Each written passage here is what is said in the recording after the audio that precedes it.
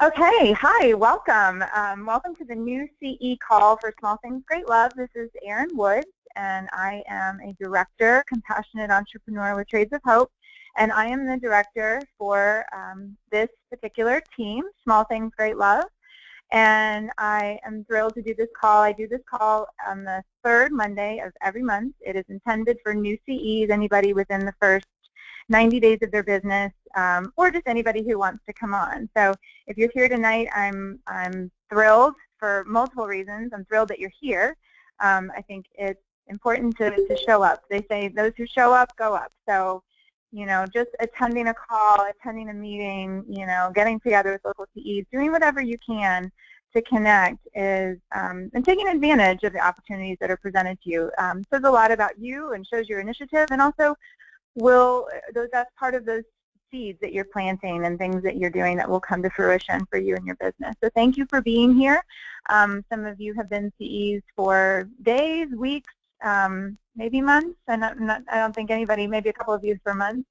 So you're all really in that new category at the very beginning of an incredible journey. I'm going to tell you a little bit about me so you know me as your director. It's amazing as this team grows. We're almost to 300 compassionate entrepreneurs just in my directorship. And so as we grow, and we grow so rapidly, I don't have the chance to know everybody as well as, you know, back when there were only 10 of us. It was easy to have a personal relationship. But I really want you to know me and know my heart and know that when I say that I'm here for you, I am. And also know that I'm doing my best all the time for you, for the artisans. I'm honored and humbled by your presence. It is amazing to me over and over again, every day when somebody joins as a compassionate entrepreneur with Trades of Hope. It's just beautiful because I know what you're feeling because I was there and I remember it vividly, and I know where you're headed because I've been on this journey now for 2.5 years, and it is just incredible, the blessings that have poured out of it. So tiny bit of background about me. So I've been a CE since March 11th of 2013. At that time, I was on a leave of absence from my teaching career. I was a high school English and theater teacher for 10 years and absolutely loved my job, and that was my mission work. That was my giving back. That was my higher purpose, my calling, and I loved it. But when my second child was born, Lawson, my second baby, I decided to take a leave of absence and be home with him for just the first year. And when he was 8 months old, my friend Katrina Coleman, who is a compassionate entrepreneur, was telling me about this company that she was working with, and I just thought it was really cool, and I decided to host a party for her. And at that point, I didn't really have any big dreams or goals with Trades of Hope. I really just liked the idea of the mission, and I liked having something that was purposeful to do with my time outside of being a stay-at-home mom, and also kind of knowing that I was going back to work, or thinking I was going back to work. I knew it wasn't going to be, you know, my end-all, be-all, but I was just excited to be a part of something that I really enjoyed and to support my friends. Little did I know where it would actually go.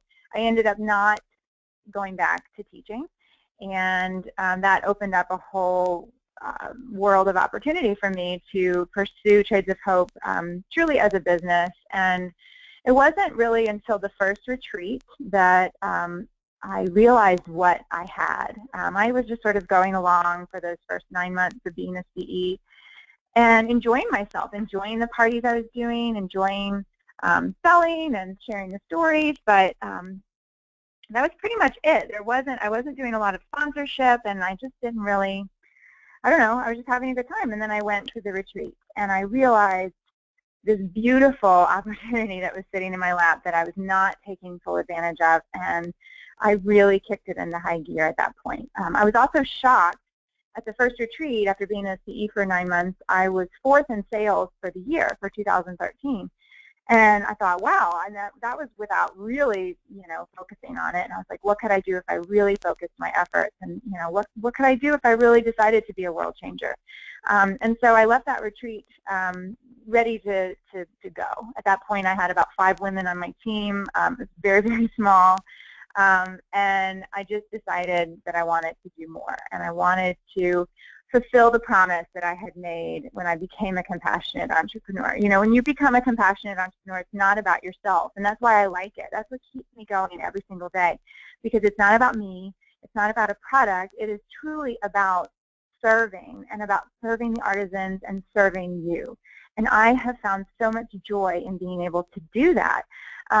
And so I just started to live that out.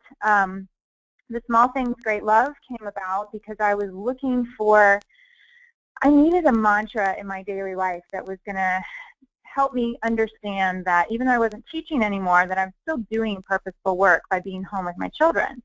You know, every diaper, every bottle, every dish was meaningful and was contributing to my family and my children's well-being and all of that. So I came across the Small Things Great Love as a Trades of Hope graphic, and I just sort of latched onto it. And I realized that that was what Trades of Hope meant to me as well, that it was, you know, my ability to change the world boiled down to what I could do here as a mom with 2 small children. And I realized the more that I was with Trades of Hope, the more I could actually do, that every small thing that I did with great love was purposeful and was having an impact. So that's kind of where that evolved from. So I really kicked it into high gear. I started to really work my business as a business, and I worked every single day. I work every single day, daily disciplines, and when I got to the second retreat, a year after that, you know, that first kind of decision to take my business to the next level, I was top seller for 2014. I was top recruiter for 2014. I had built this amazing team, and I was just awestruck at what had occurred when I made up my mind to fulfill my promise and to set bigger goals for myself. Because I want you to hear me that dreaming big is okay. And, you know, it's okay to say you want to be a director, or say you want 300 women on your team, or you want 500 or 1,000, or whatever it is that you want. You want to make a 6-figure income, whatever it is. You can say it. It's not crazy, and it's totally possible. And I encourage you to have big dreams with Trades of Hope. But I also encourage you to take the journey. You have to challenge yourself. You have to have a big vision, but you have to really be patient. If I had started on day one, and I never could have imagined where I would end up after 2.5 years. But I knew, you know, I wasn't basing my actions on what I could see. I was basing my actions on what I knew, on my philosophy. That if I did these daily routines, if I worked my business every day, if I set goals, if I worked the 4 areas of my business, then I could achieve great things. And I did. And so you have to be patient. It's okay to be the tortoise. And what's challenging as a brand new CE, and what you're feeling right now, I know, because I was feeling it too. You're so excited. And you want things to move fast because you feel like you're 30 steps ahead of where everybody you're talking to is. It's like you already know it. And it's like, why don't they want to have a party immediately? Why aren't they jumping out of their skin excited and cheering from the rafters about this amazing company that I have found? You have to be patient. You can't let somebody else's need for time and need for understanding to get you down in any way. Just realize and trust. You have to trust that it will happen. So I just encourage you to take the journey, to be patient with the steps and let things play out. That's why it's 30, 60, 90 days for the goals. It's not 1, 3, and 9. I mean, it really takes time. Even 90 days, when you get to the end of it, is going to feel like, okay, that's a good little chunk of time. I mean, if you think about it, I've only been a CE for 2.5 years, and I break that down into 6-month chunks of time. I have those 5, 6-month chunks, and I can look at the significant things that can occur in 6 months. My first 6 months didn't look so great. So give yourself space to grow from that first 6-month chunk into that second and into that third, and really see what committing to your business on a daily basis can do for you. At the end of the day, you know, you are the only one who can make the decision to make this happen. You have so many tools at your fingertips, so many tools that it might be overwhelming. So I want you to just focus on those 30, 60, 90-day checklists and not get overwhelmed by all of the information and all of the things that are right there. Stick to the plan. Work the plan. The plan works. But you have the responsibility to work through those checklists. Don't be afraid to change. If I am so different as a person from today than from the day that I started, and the way that I work my business and the way that I am and speak about Trades of Hope and being a compassionate entrepreneur.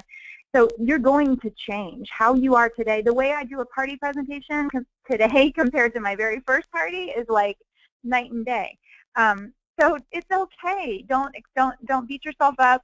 You know, be open to change. If you've been around for 10 minutes, you know one of my favorite words is reflect and reflection. Learn from every experience that you're having, and then do things differently if you need to. If you try it one way and it doesn't work for you, then don't feel stuck ever. Change, move. You're not a tree, right? Always work at your pace and work at your personality.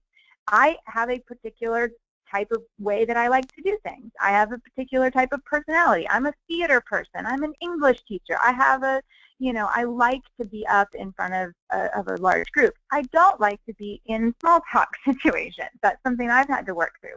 But I have a particular way. You have to find your way. And your way is just as good, if not better, than my way or than Lynn's way or than Mary's way. Just you have to find it, and you have to believe in your own ability to do this. Nobody can believe in you more than you can believe in yourself. So just don't worry about perfection. Give yourself a break and be ready to change constantly. And know what motivates you. Seek out the things that motivate you. Some people love to see their name in the CE marquee or on the dashboard in the back office. Some people need that. If that's you, that's fine. Go for it. Push hard. Be a top seller. Do the things that you need to do to get your name up there. Some people don't need that. Some people just need artisan stories. Some people just need a great book or a documentary or just a one-on-one conversation. Just figure out what motivates you and then seek out that motivation. Now, I said there are 4 parts to your business, and there are just 4 things that you need to do to be a successful, compassionate entrepreneur and to have a full and successful business. 4 things. That's it. Book, sell, sponsor, and learn. Okay? That's it. Those are the 4 things that you have to do. And if you do those things and you have daily routines and daily disciplines with your business, you will be successful. So I'm going to go through each of those things briefly and kind of touch on those areas. Oh, no. You guys can't hear anything?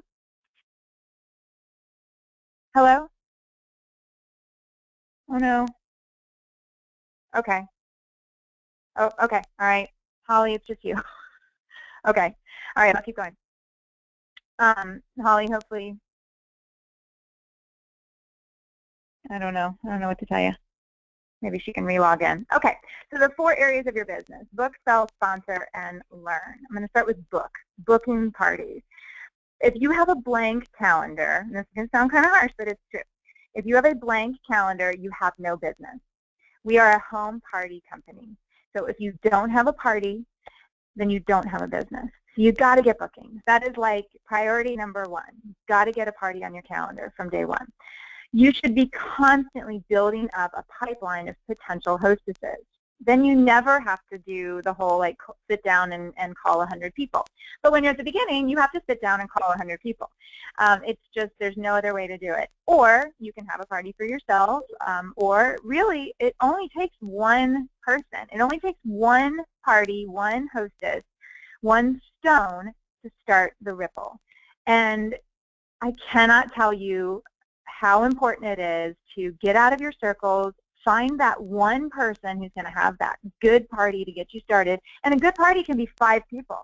If 5 people come and you don't know them and they only know you through Trades of Hope and you can build a relationship with them based on Trades of Hope, then you're off. And you book 2 or 3 more parties from those 5 people, and then those people have parties, and it just goes on and on and on. So you've got to get a party on your calendar. Now, this month, I had an extreme situation occur that has never happened to me in 2.5 years. I had 6 parties rescheduled in a single month, which has never happened to me. So, but it happens. It happens to everybody at least once, and this is mine, and hopefully it'll never happen again. But if you just have one party on your calendar and that party reschedules, yeah, it's going to be devastating, and it's going to be really hard to come back from. So try to have 3. Try to have 4. Try to have enough on your calendar that if, say, 1 or 2 rescheduled, that you're not going to be completely partyless. You know, and Marianne always says to try to book at the beginning of the month, so that then if you have to scramble towards the end of the month because you have some, you know, cancellations or reschedules, then you've got the opportunity to do that. But you've got to get parties on your calendar. You have to believe in the power of the ripple effect. If you are a compassionate entrepreneur, then you believe that we are changing the world one pair of earrings at a time, that we are truly impacting the artisans that we work with, we are impacting their lives, and that one person truly can make a difference. So if you believe that, which I know you do because you're a CE, then you have to believe that one party, one good hostess can create a ripple for you that can spread throughout the years, literally.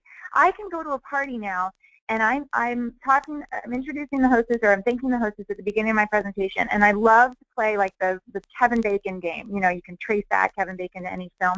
I can trace back a hostess, sometimes 7 or 8 or 9 women back to where I originally met her, or how that connection was created. It's incredible, and it will happen to you. So again, you can't trust what you see. You know, I know it's hard when you're at the very beginning. You're like, my calendar is blank. I have 1 party, or I have no parties. What do I do?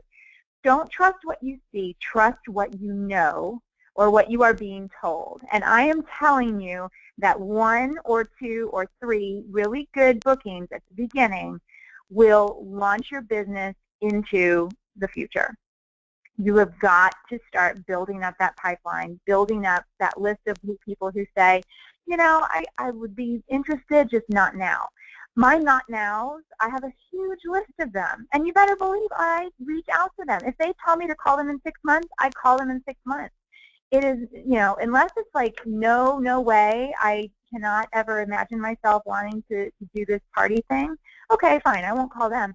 But so many people are on the fence. They're maybes. They're not, you know, they're not now. That's a pipeline that you're building up. And then it just takes 2 or 3 good yeses to launch your business. So you've got to book parties. That is like 25% of your business, booking parties, or if not more. The second thing you've got to do is you've got to sell. I want you to think about yourself as a brand. And this is something I started to realize early on, and it's been really, really helpful to me.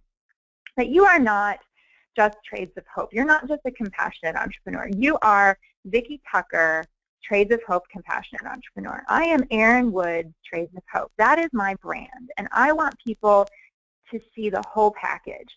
So think about yourself. This is your business, and you are the total package. So build a brand, you know, on Facebook, on social media, when you go to parties, like, who are you? Who are you as a compassionate entrepreneur? Make those decisions and play around with it and evolve, but be a brand. Build that presence on social media. Use the promotions that our home team so generously gives us, all these amazing promotions every month. Use them wisely. Print them out for parties. You know, post them strategically, or share them with individual people. You know, make it personal whenever possible. Social media is such a impersonal place, which is amazing because we're all sharing our lives. But make things as personal as possible. Don't just throw the graphic up and say, check it out.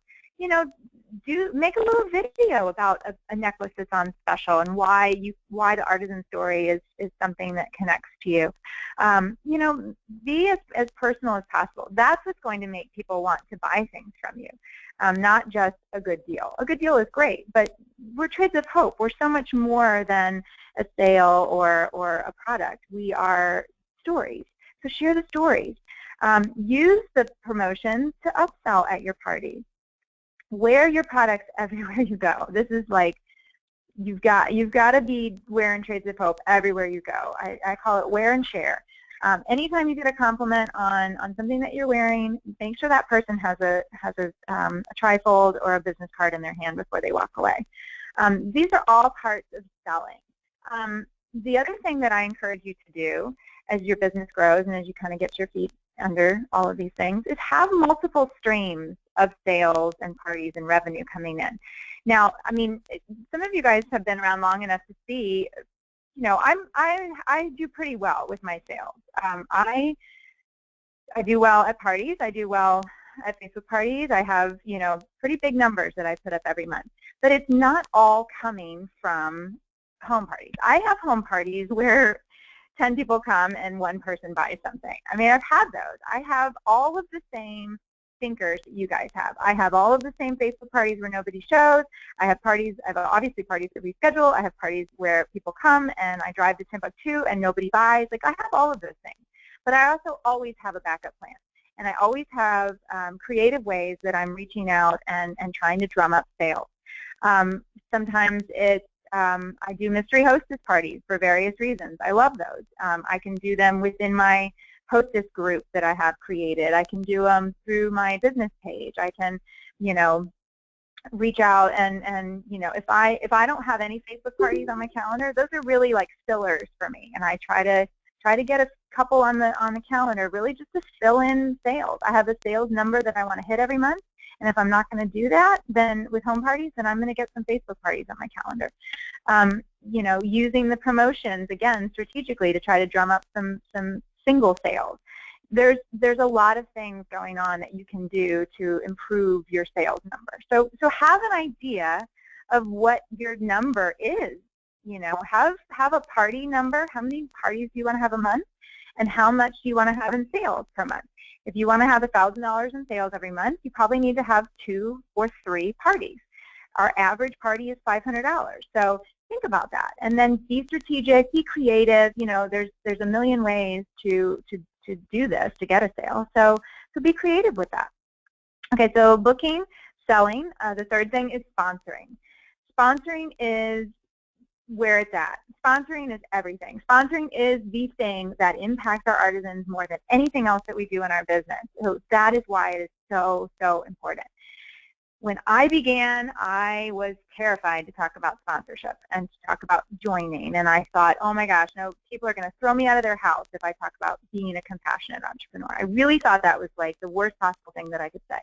And so that's why at that first retreat, when I had been a CE for 9 months, I only had 5 women on my team, and I'm pretty sure they had all approached me about being a CE. I didn't say anything to anybody.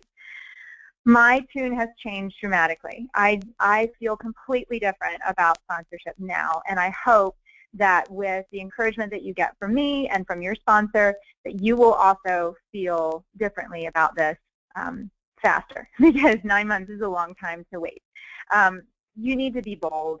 You need to see the gift that you are giving to women when you tell them about being a compassionate entrepreneur. If they don't want to do it, that's okay. It's fine. You can give a gift, and if it doesn't fit somebody, they take it back to the store, they return it. Nobody takes gifts and throws them in the gift giver's face. I've never had somebody say anything negative to me when I have asked them if they're interested in doing what I'm doing. If anything, they say, you know, oh, you know, I wish I could. And then we talk about why they feel like they can't. Sometimes that's as far as it goes. Sometimes we figure out, hey, you know what, maybe I could do this.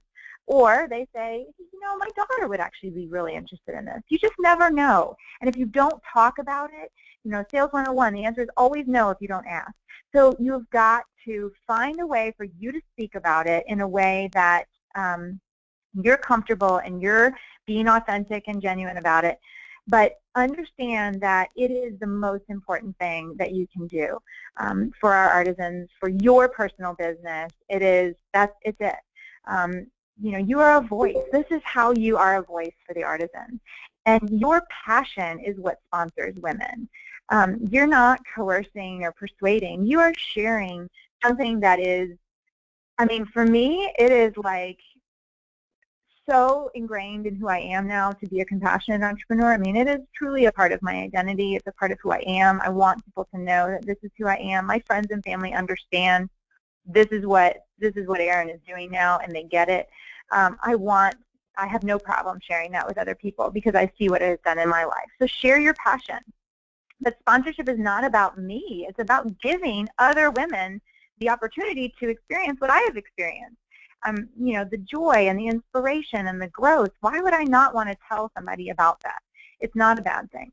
I try to show as much as I can what being a compassionate entrepreneur looks like and feels like, so that people get an impression without me even saying it. You know, people will, you know, even in my presentation at parties, I say, when I start to talk about that, it's like, okay, it's very obvious at this point how I feel about what I'm doing, and people always kind of laugh. Like, yeah, like I'm very excited, and I'm very passionate, and I'm very happy. So show it as much as you can as well. Be bold, you know, show your passion, and people will respond to that. And what's awesome too, I mean, even if you've only been a CE for a day, hopefully you feel that this business is full of authentic, compassionate, beautiful women who, it's really about friendship and you know, sisterhood and all of that kind of stuff. I mean, it's like we are truly lifting one another up. You know, I, as a director, want my team to be light to the rest of the company. I want you guys to be so positive that people are like, oh, she must be under Erin. She must be in Erin's directorship because she is so positive and so, you know, full of light. And that's what I want us to be. And that's a wonderful thing to be a part of. It's kind of addictive, all of this positive energy. You know, you don't want to give it up. And, you know, so again, you're sharing something that's super positive and wonderful. Why would you be afraid to tell somebody about that? Don't get in the way of achieving your own goals. You know, just believe that you can. Believe that people will respond well if you are speaking about being a CE in a way that is authentic and true. And you know, be bold. Get out there and sponsor. So those are the first three things: book, sell, sponsor. And then the fourth thing that you need to do for your business is to learn. So you're here tonight. This is learning. You're doing it. This is the other 25% of your business. There are so many great calls in Hope University that I hope that you have taken advantage of them. It's 30 minutes. I listened to a great call today, the Aspiring Future Directors calls. Those are open to everybody. If you would consider yourself an aspiring future director, then get on those calls. Email Marianne and say, hey, I want to be a part of this program. Email me and tell me, you know, and I can tell Marianne. But that's a once-a-week call in addition to Hope University to just give you a little bit more tools. It was a great call today. It fired me up. I mean, you've got to do those things. Again, back to what I was saying at the beginning, you've got to figure out what motivates you, and then you've got to seek it out. Nobody's going to come to your house and give you a pep talk, but there's a million pep talks in our back office. They're called Hope University. And when you need a boost, pop it into your phone and listen to it in the car. Put it on your computer while you're, you know, sitting at your desk. You know, seek out those Hope University calls. They are awesome. As a new CE, I send you a list of kind of my top 8 or 9, maybe not that many, but there's so many more, and they're all great. Check out the reading list. Watch the documentary. People talk about books all the time. There's some great books that you can read to help you understand why Trades of Hope as a business model is so effective and what we are doing in the world, and that we're not just in a vacuum. There's all sorts of things that we're a part of, and this movement that we're a part of. You know, so learn about the movement. Read Banker to the Poor and Kisses from Katie, and understand, you know, and When Helping Hurts and Half the Sky, and try to understand what you are a part of, because it's awesome. I had no clue when I began. I just thought it was pretty jewelry, and I liked the idea of helping women out of poverty. That was about the extent of my understanding. But in 2.5 years, I've read a lot and I've learned a lot, and it is great information, and it just gives you more fuel and more ability to speak with confidence at parties when people ask tough questions, because they're going to ask tough questions. And when you're at the beginning, you're like, I don't know. It's kind of like being a brand new teacher, and somebody would ask me a question in class, and I don't know. I have no idea. I've been doing this for 5 days. And it's okay just to say that you don't know. Don't feel like you have to know everything. But do start to seek out that information, because there's some great things out there to read. It's all about feeding your fire. Read things and watch things, you know, that make you cry, that make you feel, that make you, you know, fall in love with what you are doing, with this mission. Fall in love with the artisans. Look at their pictures. Read their stories. Watch those videos. You know, channel it all into your heart and soul, and then go out there and sell the life out of it. Bring joy and light to people. Bring hope to people, because that's your job. You get to be the voice for these women and men that we work with, and encourage people to understand, you know, why we're doing this, and you know, and share the incredible thing that they can be a part of by shopping, hosting, and joining. I mean, it is awesome, awesome, awesome. Embrace your why. The mission of our company, if you think about it, what we are doing, and I don't know, I'm going to go ahead and say this because I really do feel it. It's kind of life and death. That what we are doing is saving lives, and we are saving lives, and it's just a non-negotiable for me. Again, I am fulfilling a promise that I made when I became a compassionate entrepreneur, and I'm okay with that level of commitment, because it would take that level of commitment to keep me going every single day. I am so thankful that I am not part of a home party company that just sells a cute product. I can get excited about that for 10 minutes, but honestly, something else is going to come up and distract me. But I cannot get distracted when I see the faces of the artisans right in front of me, and I know that what I'm doing is so important. You know, having gone to Haiti, having gone to Guatemala, watching the ladies go to Costa Rica, knowing that so many more of you are going on these vision trips and future vision trips. I mean, you're going to know too. It's going to become life and death for you as well. And go ahead and let that happen and embrace it. It's awesome. It is so fulfilling and rewarding to be a part of, to fulfill your promise, to raise the stakes, and to be a compassionate entrepreneur. I am so proud to be a compassionate entrepreneur. And I'm so proud of you for becoming one and making that choice. And so it's a long journey, and I'm thrilled that you're at the beginning of it. I hope that you see how beautiful this company is, but also how simple it is to build a strong business. You just have to book, sell, sponsor, and learn. And you can do that. I know you can. You know, do it at your pace, at your personality. Be patient with yourself. Work every single day. Have goals, and watch your dreams play out. That's my call. So I want to, I'm going to open it up to questions. Before you start, well, you can start typing away. Just type in questions. I'm going to go through the ones that I got via email, and then start answering the ones that come in through the chat. So feel free to, I can scroll back through the chat if it gets ahead a little bit. Okay, so I had a couple of questions that came in through email. The first one I thought was kind of fun. How do you manage a party with a boisterous crowd who are making it difficult for you to do a presentation? I thought this was really kind of funny, because it has definitely happened to me. I think this kind of, you have to back that up a little bit to hostess coaching. And if you, you know, if you are building a rapport and building a relationship with your hostess, you will probably get a pretty good idea of what kind of party she's going to have.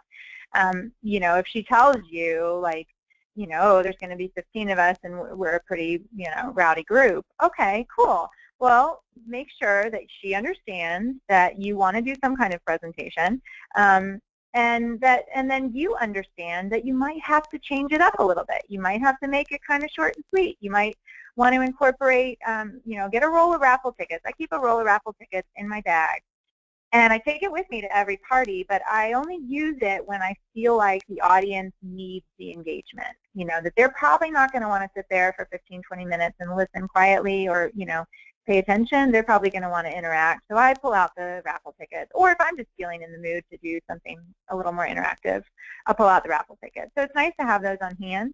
You can give away raffle tickets for literally anything. If somebody tries something on, give them a raffle ticket. You can hand out a bunch of scarves, and everybody who tries on a scarf gets a raffle ticket. If they ask a question, they get a raffle ticket. If they, you know, laugh at your joke, they get a raffle ticket, whatever.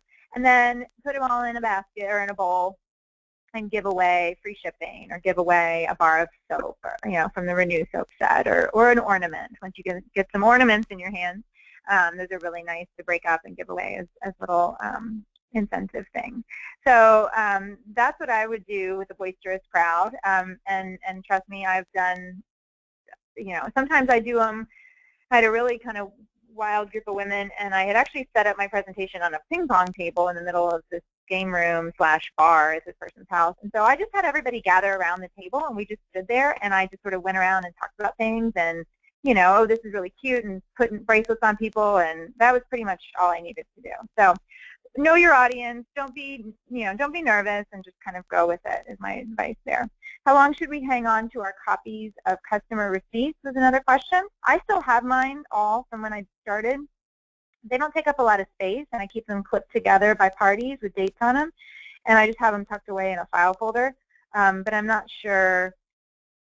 I don't know how long I'll hold on to them. I hold on to them more for in case I ever want to reach back out or want to go through them for whatever reason. I think for tax purposes, you probably just need to hold on to them for a year. Okay, another question that came through. What recommendations do you have to new CEs to become familiar with products? More specifically, the country of origin, the artisan group, the production method, materials used. Obviously, the back office and the toolbox, you want to go into the artisan section and read what you can there.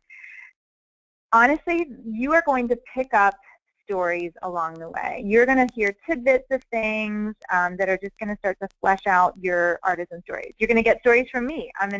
If there's ever a story, I should probably do a call on just artisan stories because I know a lot more, obviously, than I did on the day that I started.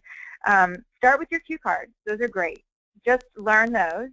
And then as you go along, you'll just learn more. It's like any subject matter. The more you spend time with it, the more you become an expert.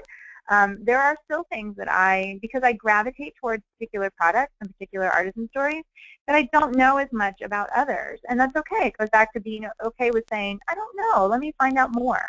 That's perfectly okay. I still do it after 2.5 years. There's no way that you can know everything, and that's okay. You should know some, and I used to take printouts of things with me to parties to be able to reference if people had more specific questions. But you will learn. You'll learn as you go. Watch videos. There's tons. All of the product videos are great. The ones that Natalie and Julie have made, watch them. They'll give you great little insights and things that you can share at parties. Okay, another question. Somebody says, why don't we take vision trips to Uganda or India? Well, never say never. Right now, we take vision trips to Guatemala, Costa Rica, and Haiti because they're very easy to get to. So it's they're relatively close. We've got a good itinerary kind of mapped out for each of those trips. I can share with you, or I will share with you, that Holly is taking a trip to India in the spring, and with, I would imagine, the hopes that there will be a CE trip there at some point. Maybe not a regular vision trip, but perhaps a special one, or who knows. So that's in the works. I'm not sure about Uganda specifically. I would imagine that our founders are going to go on some of these bigger trips first and just scope them out. Gretchen went to Cambodia and Vietnam last year, and she said, she'll never take CEs there because it's just, there's a safety factor, there's expense, all sorts of things. That it's really, we have to be realistic.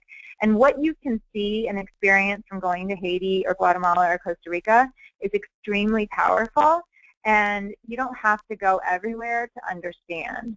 You don't have to go anywhere to understand. You can live vicariously through other CEs, but if you have that desire, then you can apply for the trips that are offered. But it becomes a little bit more intense when you're talking about going to places like Uganda or India. I do know that Chelsea too, she's taking a trip to Bangladesh next year. And for me, that's fine. I don't need to go to Bangladesh, but I would love if Chelsea went because I know that she'll take amazing videos and she'll bring incredible things back, just like Gretchen's trip to Cambodia and Vietnam. I don't have to go to Cambodia and Vietnam. It makes me nervous to think about leaving my children and doing that, but I love watching the videos that Gretchen brought back and hearing her call in Cambodia and, taking that's good for me, and putting those stories into my heart. Okay, other questions. What do I do when I don't have access to Wi-Fi at a party and I want to show a promo video? Is there a DVD? Well, there used to be a DVD. They don't produce them anymore. But I know that there's a way to download videos from YouTube. I am not the best person to ask that question. I would ask Catherine Stewart if you want to send her a message on Facebook. She would probably be a really good person, or Anna Berardi, or both kind of better at that kind of thing. But I know there's a way to download, and you can just make your own DVD, and then you can take it with you in case, and you might want to do that anyway because you never can count on Wi-Fi. Okay, over to the screen. Let's see what we have here. Holly asked, what was your biggest challenge in your first 90 days? Probably, well, I don't know, it was a long time ago. Probably, now, keeping in mind there was not a 30, 60, 90-day Smart Start program when I started. There was just the 60-day thing, and it was based, and all it was if you sell $1,000, you get $100 in free product. So that was it. There was no training component to it. There was nothing. You know, Trades of Hope has come a long way in 2.5 years. I'm, you know, as far as preparation and training and things that they're offering to CEs, which is great. It's why people are moving so much faster than I did. Probably my biggest challenge was just I don't know. I wasn't sponsoring anybody, but I was kind of okay with that because I didn't really realize that I should be and that it was important or that I even could. I just thought it was something that I wasn't going to do, which is crazy to me now, but at the time I just was kind of going along. I didn't have a team. I mean, my sponsor is my friend, but she wasn't really, I was her only CE. So it was really kind of quiet my first 90 days. I was just sort of doing my thing, and I had a party, and you know, just kind of trucked along. I enjoyed it, but it really wasn't anything. It wasn't life and death for me at that point. So I don't even think I was on the Facebook group very often. I was just kind of by myself. So that was probably my biggest challenge, is doing it alone. So thankfully for you guys, you don't have to do it alone. You've got this huge, wonderful team that's supporting you. So I know that wasn't a great answer, Holly, but it's the truth. So, okay. Julia asks, how do you figure out tax rates? It's based on where the customer lives. I usually only do parties within 2 or 3 counties, so I know my tax rates. I mean, I usually, if I need to look it up, I either ask the person who, like, if I'm shipping it or it's shipping to somewhere like New Hampshire, I'll say, well, what's your sales tax there? Are you adding the shipping and the product total together and then calculating tax? Or it might be with the way that you're calculating it, or maybe they don't know what their tax rate is. We can talk offline, Julia.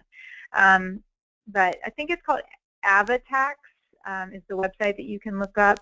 But most of the time the customers just know, so we can talk about that. Winter, if I hit my 60 and 90-day goal, will I get spring catalogs, or can I request them to wait and send me fall catalogs? If you do it by August 1st, I believe they're going to be sending you a fall catalog.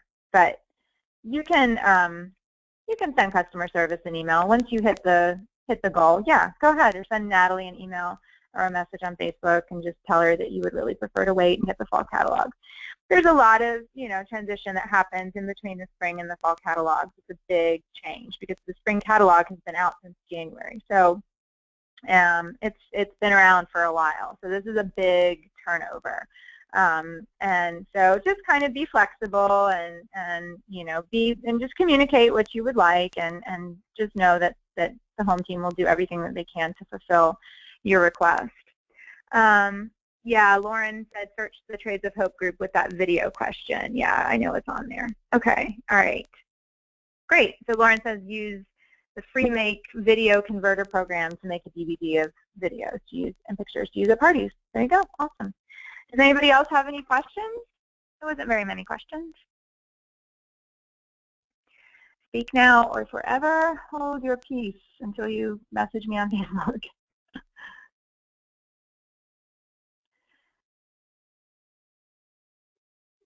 Okay. Thank you guys.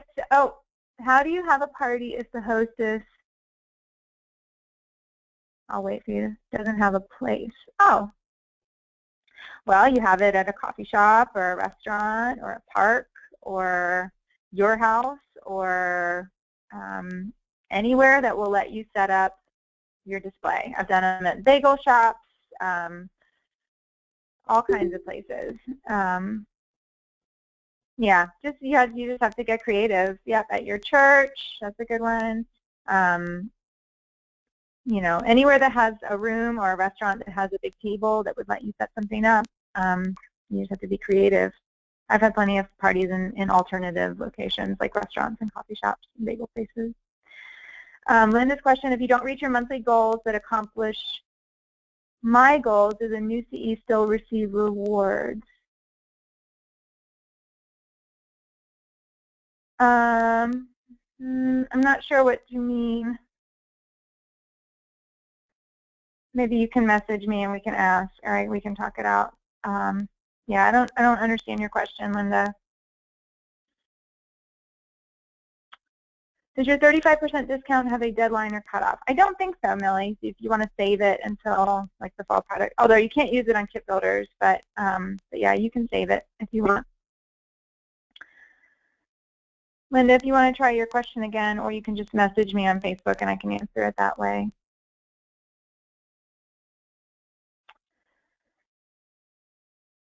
All right. Thank you. Thank you guys so much.